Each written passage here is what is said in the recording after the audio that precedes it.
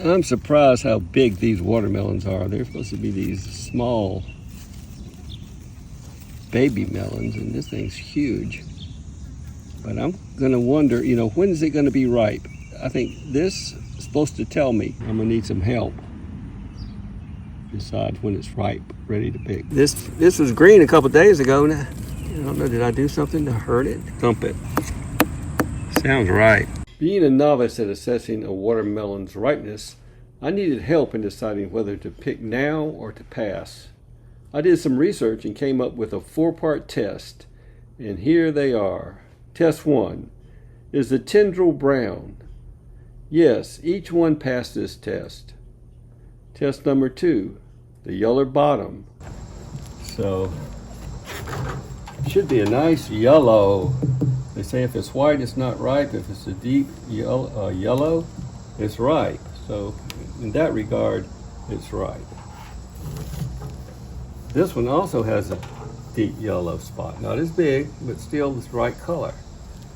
This one doesn't have a spot. So, that's not good for that one. Test number 3, the hollow thump. It's supposed to sound hollow. And I compared it to the others that were still on the vine that I know are green. These sound more hollow. Pretty hollow sounding. Still hollow sounding. And this one, kind of hollow sounding. So, in that regard, they all sound pretty much ripe. And test number 4, can you depress the skin with your finger? They say is do a depression test with your finger. If it gives a little, they're ripe. If it doesn't give it all, they're still green. If it gives too much, they're overripe. So these give a tiny bit, but not a whole lot. So I could be wrong.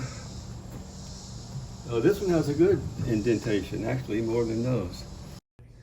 Leave me a comment whether you think large, medium, or small is not ripe. Also, please subscribe to my channel and ring that bell so you'll be notified when I cut each one and find out. Until next time.